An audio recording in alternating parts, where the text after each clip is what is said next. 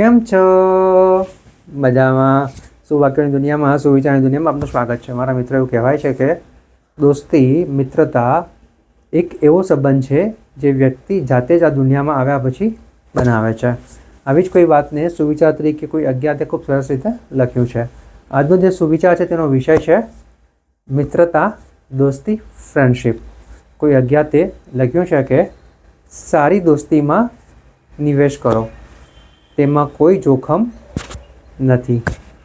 મારા મિત્રો, વાત ખૂબ જ સીધી છે, ખૂબ જ સરળ છે, એટલી જ મહત્ત્વની છે. અહીંયા જે વાત છે તે દોસ્તીની છે, મિત્રતાની છે, ફ્રેન્ડશિપની છે.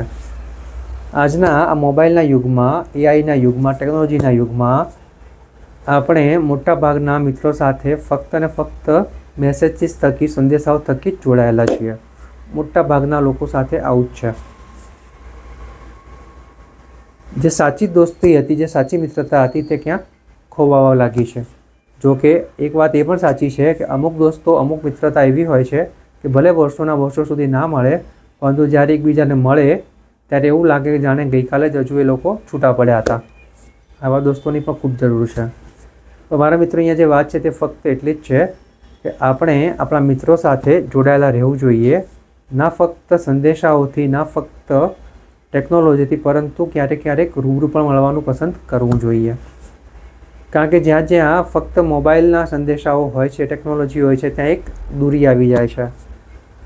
એક મિત્ર બીજા મિત્રને કંઈ પણ કહેતા પહેલાં ખચકાય છે, કારણ કે મોબાઈલ પર લખવું, ટેકનોલોજીમાં લખવું તે એક જોખમ દેખાય છે. જ્યારે વ્યક્તિ એકબીજાને મળે છે, એકબીજાના ગળે લાગે છે, એકબીજાના દુઃખ દર્દ એકબીજા સાથે વહેંચે છે, ત્યારે જ ખબર પડે છે કે સાચી મિત્રતા શું છે અને સાચી દોસ્તી શું છે. કારણ કે મોબાઈલ ઉપર, ટેકનોલોજી ઉપર એક દૂરી આવી જાય છે જે સંબંધોમાં તિરાડ પાડે છે. તો બસ મારા મિત્રો, વાત ફક્ત એટલી જ છે કે આ દુનિયાના બધા સંબંધો ઉપરથી જ લખાઈને આવે છે, જ્યારે મિત્રતા એક એવો સંબંધ છે જે વ્યક્તિ જાતે જ પોતે બનાવે છે.